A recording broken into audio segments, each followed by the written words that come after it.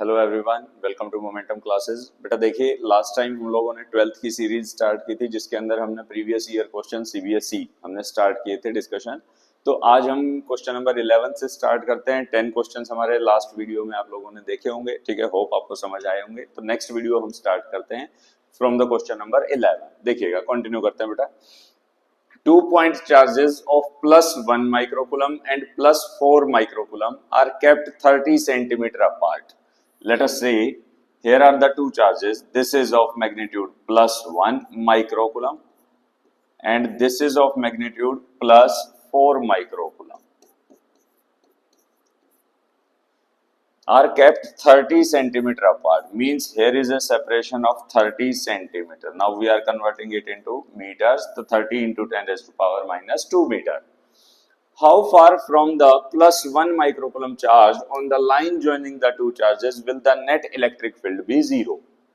कि किस पॉइंट पे आपका जो नेट इलेक्ट्रिक फील्ड है वो 0 हो जाएगा फ्रॉम द +1 माइक्रोकूलम चार्ज।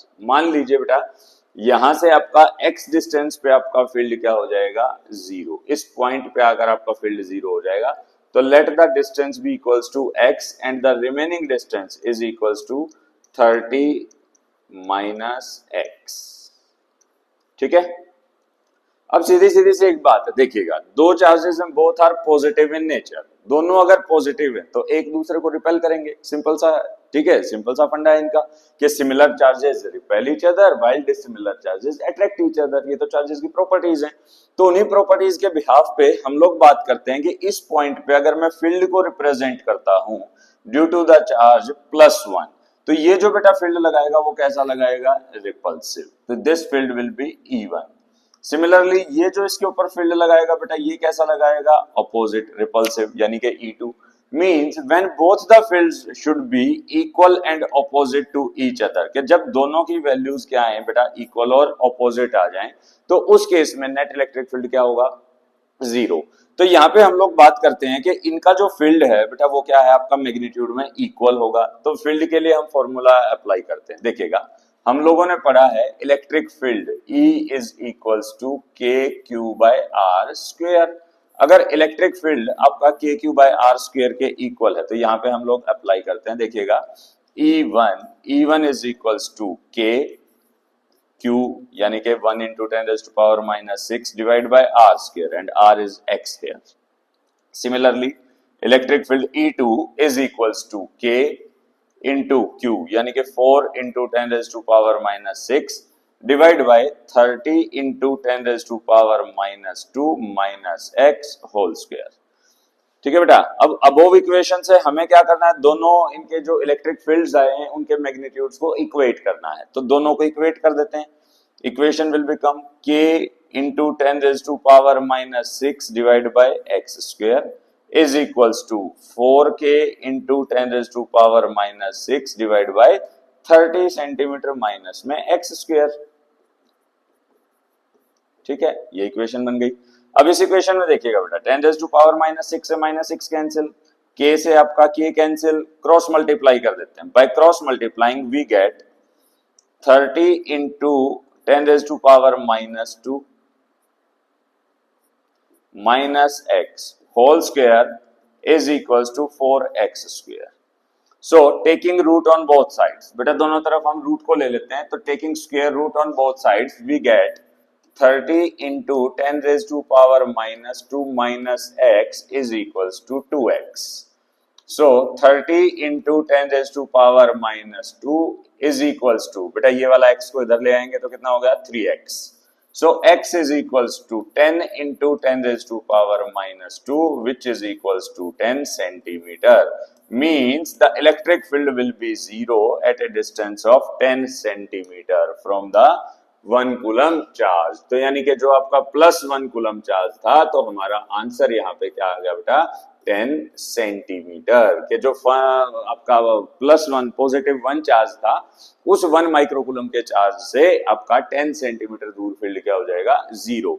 अगर ये यहाँ पे आपसे 4 माइक्रोकूलम से पूछता तो बेटा वहां से क्या हो जाता, 30 - 10 मींस 20 सेंटीमीटर। तो इस टाइप से आपका क्वेश्चन था, question number 11।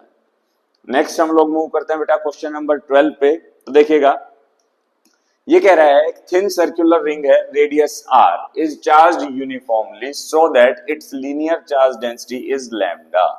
Late us say this be a uniform charge circular ring. ये इसका सेंटर पॉइंट हो गया बेटा, ठीक है। यहाँ पे मान लीजिए आपका चार्ज हम पॉजिटिव ले लेते हैं यूनिफॉर्मली सो दैट, हाँ इसने चार्ज के बारे में कुछ नहीं बोला है कि पॉजिटिव है नेगेटिव है, तो हम अपने अकॉर्डिंग इसको कंसिडर कर लेते हैं।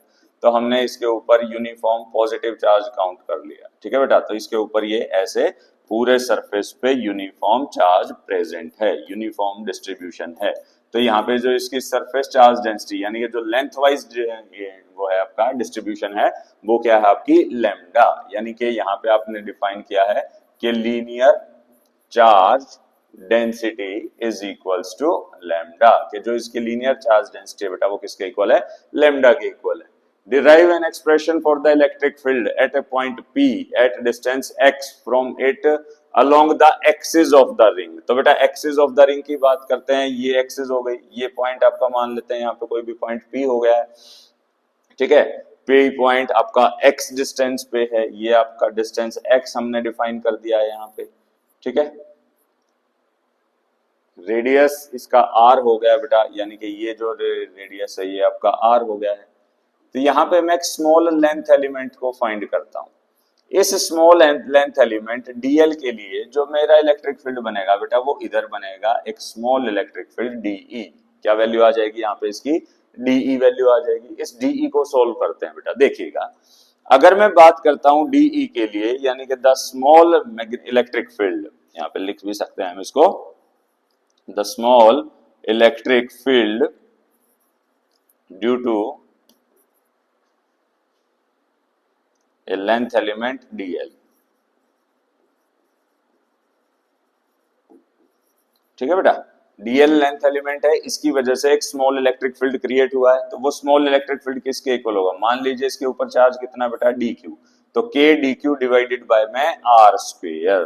तो r हम ले लेते हैं कैपिटल, यानी कि ये जो डिस्टेंस हो गया ये हो गया हमारा r, which is equals to किसके इक्वल होगा बेटा, under the root r square plus x square. क्योंकि हमारे पास दो ही वैल्यूज हैं तो इन दोनों वैल्यूज के इससे ये हमको मिल गया है, यानी कि परपेंडिकुलर स्क्वायर प्लस में base square is equals to hypotenuse square. तो हमारे पास इक्वेशन आई है r is equals to under the root r square plus x square. तो यानी कि यहाँ पे हम ये भी लिख सकते हैं, और dq को अगर हम लिखना चाहें तो dq किसके इक्वल आ जाएगा बेटा, the small charge is equals to lambda into में dl, क्योंकि लीनियर चार्ज डेंसिटी क्या थी, लैम्डा। लैम्डा किसके इक्वल होती है बेटा, चार्ज पर यूनिट लेंथ, तो उसको लेंथ से मल्टीप्लाई करेंगे टोटल वो वैल्यू आ जाएगी।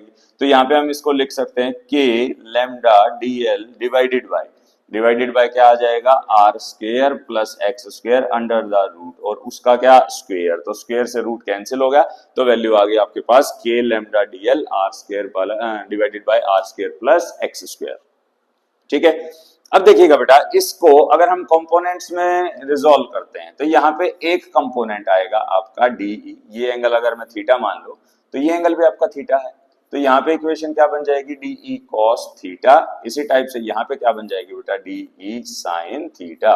तो इस टाइप से आपका क्वेश्चन हो गया है, ठीक है। यहाँ पे इलेक्ट्रिक फील्ड को आपने डिवाइड कर लिया है, रिजोल्व कर लिया है along the two sides, one is along the x axis and the second is along the y axis. अब देखिएगा, जैसे मान लीजिए अगर मैं एक पॉइंट इसके ऑपोजिट कनेक्ट करता हूं, यहाँ पे इस पॉइंट से डीएल लेंथ का same element similar point directly opposite, इस पॉइंट से अगर मैं फील्ड देखूंगा तो बेटा इसकी फील्ड रेंज जो है वो इधर आएगी। अगर इसको रिजोल्व करेंगे तो इसको रिजोल्व करने के लिए बेटा एक और दूसरे कलर से इसको बना देता हूं, एक मिनट।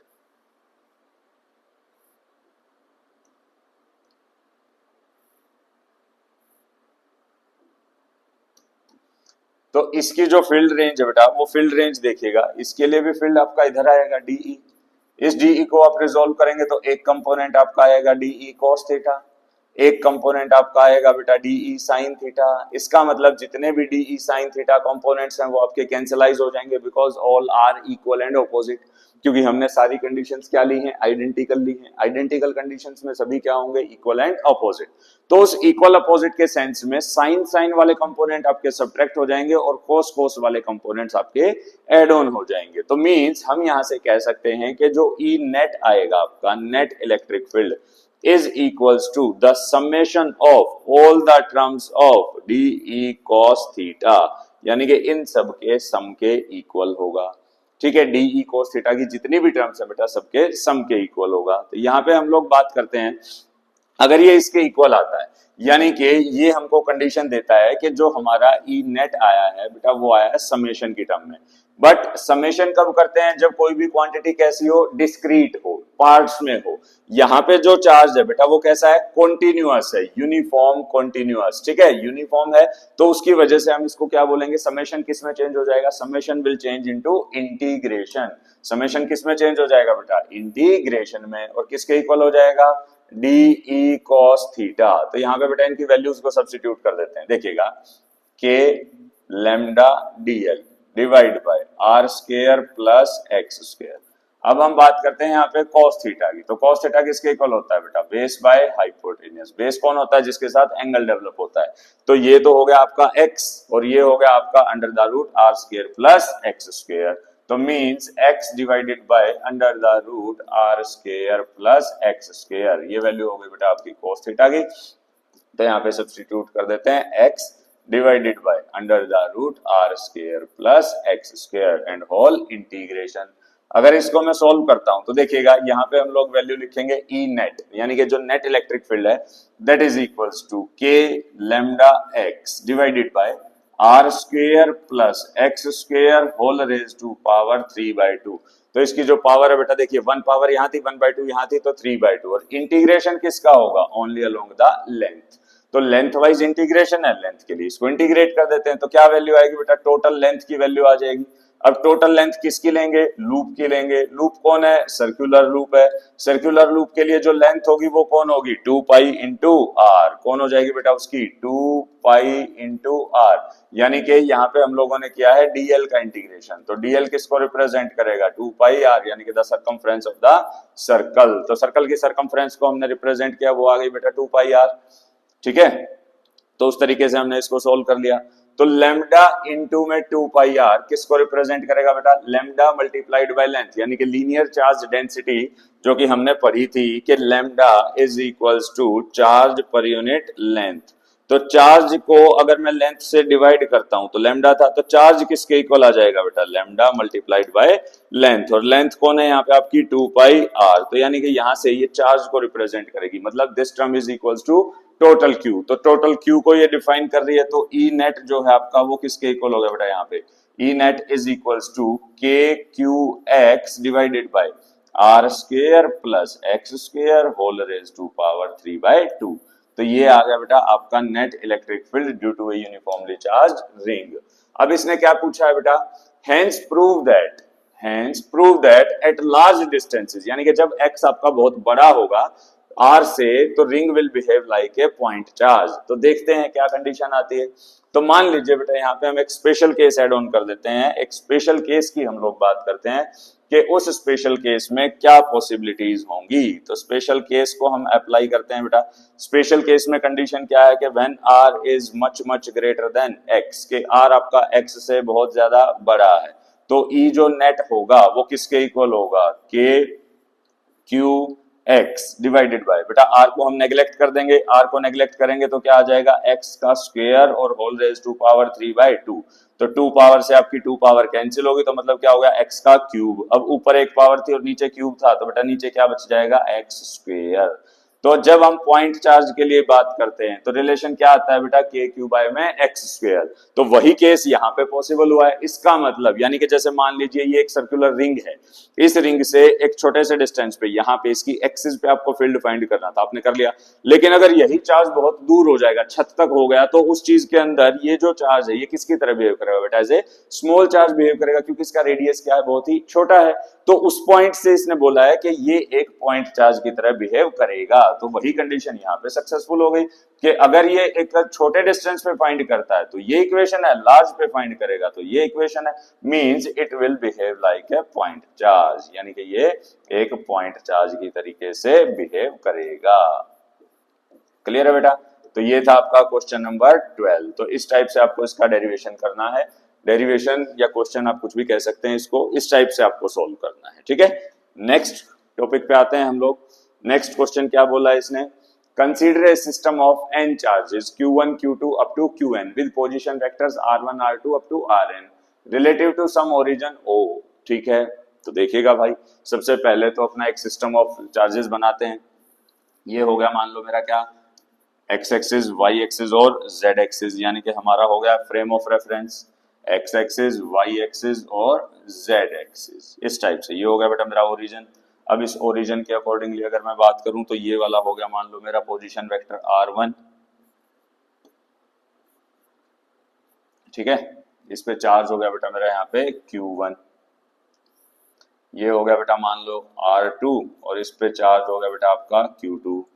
ये हो गया मान लो इसी तरीके से यहाँ पे आ गया आपका Rn और इस पॉइंट पे चार्ज हो गया आपका Qn, ठीक है। वेक्टर फॉर्म में हमने इनको लिया है क्योंकि इसने हमको वेक्टर फॉर्म में ही बोला है।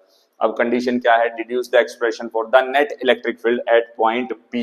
तो P किसी P पॉइंट पे आपको क्या निकालना है बेटा, नेट इलेक्ट्रिक फील्ड निकालना है with the position vector Rp। तो मान लीजिए बेटा ये हो गया आपका पॉइंट P, ये कौन सा पॉइंट हो गया, P पॉइंट हो गया। तो देखिएगा फील्ड कौन कौन लगाएगा, ये जो चार्जेस हैं यही तो फील्ड लगाएंगे उसके ऊपर। तो ये जो फील्ड लगाएंगे तो इसकी वजह से जो फील्ड रेंज आपकी बनेगी, तो यानी कि यहाँ से जो फील्ड बनेगा वो बन गया मान लो क्या E1। कौन सा फील्ड बन गया बेटा, E1। इसकी वजह से जो यहाँ से फील्ड बनेगा वो कौन सा बन गया बेटा आपका E2, ठीक है। इसी तरीके से बेटा यहाँ से जो आपका बनेगा वो कौन सा बनेगा, En। इस टाइप से आपके n इलेक्ट्रिक फील्ड्स की वैल्यूज आ जाएंगी, ठीक है। हमें वो वैल्यूज फाइंड करनी है और उस वैल्यू को हमको यहाँ पे रिप्रेजेंट करना है। तो इसका पोजीशन वेक्टर ओरिजिन से अगर देखेंगे, क्योंकि पोजीशन वेक्टर कहाँ से बनता है बेटा, हमेशा ओरिजिन से। तो अगर मैं इसका ओरिजिन से पोजीशन वेक्टर देखूंगा तो ओरिजिन से पोजीशन वेक्टर इसकी जो वैल्यू आएगी बेटा वो क्या आ जाएगी, Rp। क्या वैल्यू आ जाएगी, Rp। तो इस तरीके से कैसे बेटा इसको सोल्व करना है, इसको सोल्व करते हैं। देखिएगा इलेक्ट्रिक फील्ड की इक्वेशंस को अप्लाई करते हैं। तो मान लीजिए मैं पहले इलेक्ट्रिक फील्ड की इक्वेशन को अप्लाई करता हूं। We know that E net, यानी कि जो नेट इलेक्ट्रिक फील्ड आएगा वो किसके इक्वल आएगा, the vector sum of all the individual electric fields, यानी कि जितने भी इलेक्ट्रिक फील्ड्स होंगे उसके ऊपर अप्लाई होंगे तो सभी के नेट वेक्टर सम के इक्वल होगा। तो ये कंडीशन हमारे पास है। इस कंडीशन के अंदर हम सारी वैल्यूज को सब्स्टिट्यूट कर देंगे। तो देखिएगा हम लोग को सोल्व करना स्टार्ट करते हैं। तो पहले लिखते हैं E1। E1 किसको रिप्रेजेंट कर रहा है बेटा, electric field due to the charge Q1। तो Q1 की वजह से जो इलेक्ट्रिक फील्ड आएगा, अब आप एक बात देखिए Q1 का जो पोजीशन वेक्टर है वो है R1, इसका जो पोजीशन वेक्टर है R2, यानी कि यहाँ पे ये जो डिस्प्लेसमेंट बनेगी ये क्या बनेगी बेटा, R1P। क्या बनेगी, R1P। इस टाइप से हम ले लेते हैं। इसी टाइप से हम दूसरे के लिए लेंगे तो बेटा क्या आ जाएगी, R2P। क्या आ जाएगी, R2P। नेक्स्ट में क्या आ जाएगी बेटा, RNP। इस टाइप से हम सबके लिए फाइंड कर लेंगे। तो देखिएगा हम फाइंड करते हैं इलेक्ट्रिक फील्ड जो होगा वो किसके इक्वल हो गया बेटा, K क्यूब 1 बाय में R1P का होल स्क्वायर और इनटू में R1P यूनिट वेक्टर, यानी कि जो भी इसकी डायरेक्शन होगी। क्योंकि देखिए वेक्टर क्वांटिटी है, वेक्टर क्वांटिटी का मतलब क्या होगा, magnitude as well as direction. तो डायरेक्शन के लिए हमें कौन चाहिएगा बेटा, उसका यूनिट वेक्टर। नेक्स्ट हम लोग बात करते हैं K Q2 डिवाइडेड बाय में R2P और इनटू में आ जाएगा बेटा इसका स्क्वायर और इनटू में आ जाएगा R2P का यूनिट वेक्टर। सिमिलरली En जो है बेटा वो किसको रिप्रेजेंट करेगा, वो रिप्रेजेंट करेगा KQ by RNP whole square और इनटू में RNP यूनिट वेक्टर। तो इस टाइप से हम इसको सोल्व करेंगे। तो यानी कि ये हमारे इलेक्ट्रिक फील्ड्स की वैल्यूज आ गई हैं। तो इलेक्ट्रिक फील्ड्स की वैल्यूज आ गई हैं तो ई नेट को हम शो करते हैं। ई नेट किसके इक्वल होगा, we know that E net is equals to, E net किसके इक्वल है भाई, ई का sum, E1 plus E2 plus E3 plus up to En, यानी कि जो भी n आपके पार्टिकल्स थे सभी का सम। तो यहाँ पे क्या वैल्यू आ जाएगी, KQ1 बाय में R1P का होल स्क्वायर इनटू में R1P unit vector plus KQ2 divided by R2P का होल स्क्वायर इनटू में R2P unit vector plus up to क्या वैल्यू आएगी बेटा, KQN डिवाइडेड बाय में RNP का होल स्क्वायर इनटू में RN। देखिए बेटा सॉरी वीडियो में कुछ डिस्टरबेंस आ गई थी, ठीक है। स्टार्ट करते हैं दोबारा से। देखिएगा यहां से कंडीशन हमारे पास यहां तक आ गई। अब हम बात करते हैं अबाउट द ई नेट। तो ई नेट आपका किसके इक्वल होगा, E net is equals to, summation की टर्म्स में अगर हम इसको लिखते हैं समेशन, देखिए के सब में कांस्टेंट है तो के को बाहर निकाल देते हैं।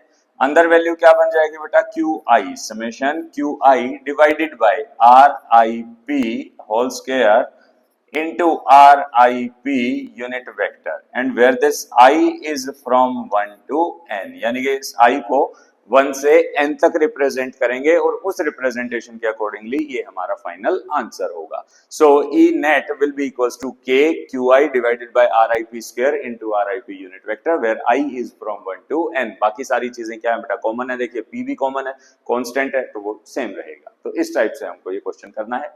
ठीक है, so this was the question number 13. Next question पे आते हैं बेटा.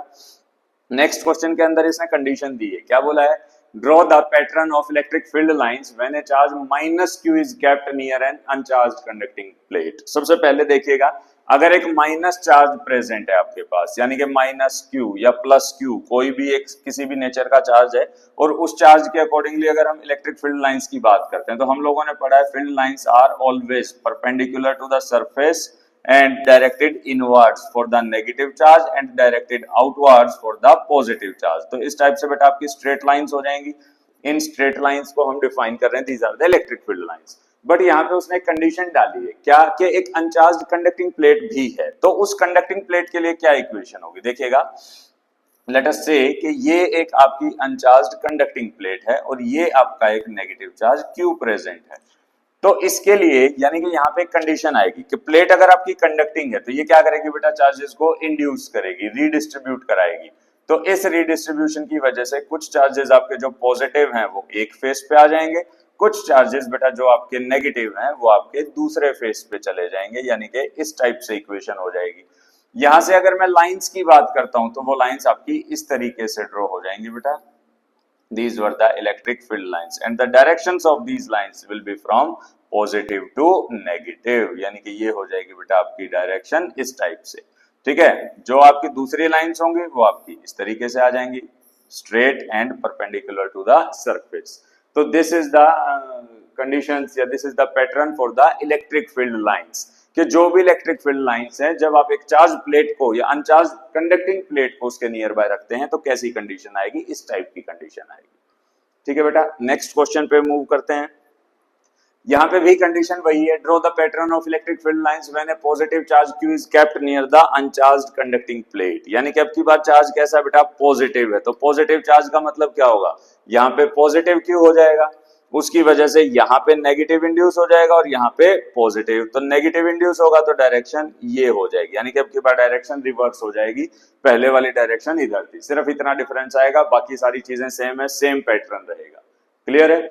ठीक है, तो नेक्स्ट क्वेश्चन की तरफ मूव ऑन करते हैं, क्वेश्चन नंबर 16. तो 16 क्वेश्चन को देखिएगा, क्या कंडीशन है बेटा. यहाँ पे इसने बोला है कि why do electric field lines not form close loops, कि वो कभी भी क्लोज लूप फॉर्म क्यों नहीं करती हैं.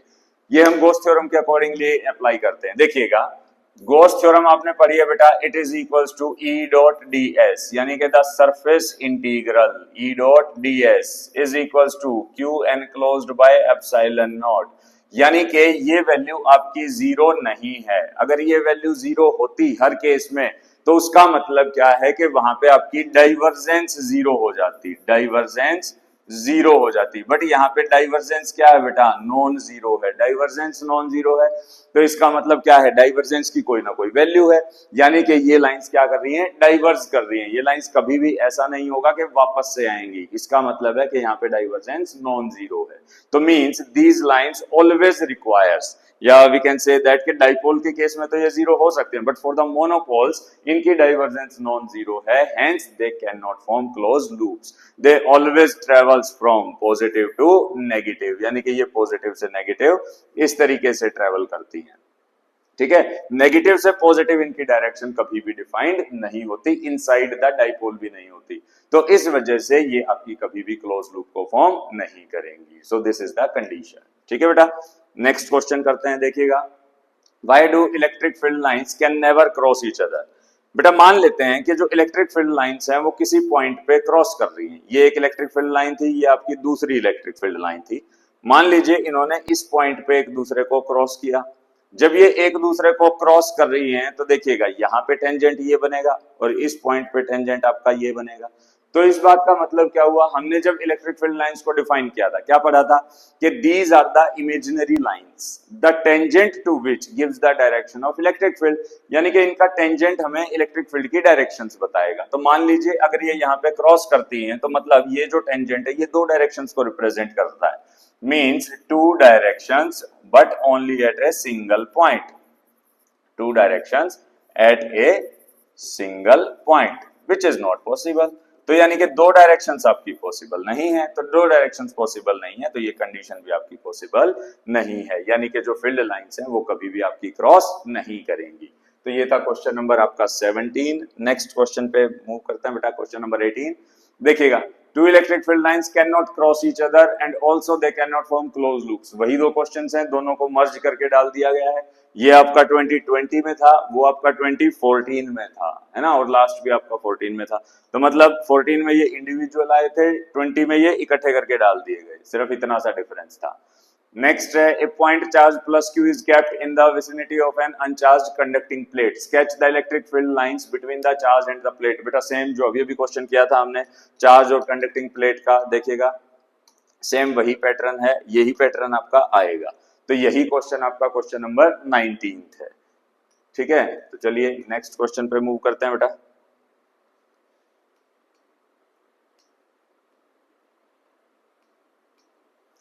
क्वेश्चन नंबर 20th क्वेश्चन पे आते हैं, देखिएगा क्या कंडीशन है। A square sheet of side a is lying parallel to the x y plane. तो देखिएगा पहले हम एक बार वो ड्रॉ कर लेते हैं अपना फ्रेम ऑफ रेफरेंस। तो let us say this be x axis, this be y axis and this be z axis. ये इस टाइप से हमारी एक्स वाई और जेड को डिफाइन कर दिया गया। ये हमने एक स्क्वायर शीट को डिफाइन किया है जो कि आपकी एक्स वाई प्लेन के पैरेलल है, यानी कि ये आपका एक्स वाई प्लेन है। तो मान लीजिए बेटा ये आपकी एक्स एक्सिस है, ये वर्टिकल एक्सिस आपकी वाई है, तो ये वाली जो आउटवर्ड एक्सिस होगी this will be the Z. तो जेड एक्सिस में ए पॉइंट पे, अब ये तो 2D में आपका शो नहीं हो सकता, तो यूं मान लीजिए इससे उभर के ये आपका ए डिस्टेंस पे, यानी कि जेड एक्सिस में ए डिस्टेंस पे ये शीट ऐसे रखी गई है। तो इस टाइप से ये शीट है। यहाँ पे इसने क्या बोला है, electric field is in the region E is equals to c z square. Electric field जो है बेटा वो आपका किसके इक्वल है, c z square k cap. Means electric field की जो डायरेक्शन है बेटा वो किधर है, आपके अलोंग द जेड एक्सिस है। तो इलेक्ट्रिक फील्ड अगर आपका जेड एक्सिस के अलोंग है तो उसके अकॉर्डिंगली हमको कंडीशन चाहिए है, तो हम इसको डिफाइन करते हैं कि electric field is equal to c z square k cap. अब यहाँ पे आप देखिएगा इलेक्ट्रिक फील्ड जो है बेटा वो आपका वेरिएबल क्वांटिटी है जो कि z पे डिपेंड करता है, लेकिन अगर देखा जाए तो ये z तो आपका फिक्स है, कहाँ पे, a पॉइंट पे। तो a डिस्टेंस पे फिक्स है, तो मतलब z की वैल्यू कितनी हो गई है यहाँ पे, z is equals to a here. So we can apply कि z is equals to a, तो E किसके इक्वल हो गया बेटा आपका c into a square k cap, ये आ गया आपका इलेक्ट्रिक फील्ड।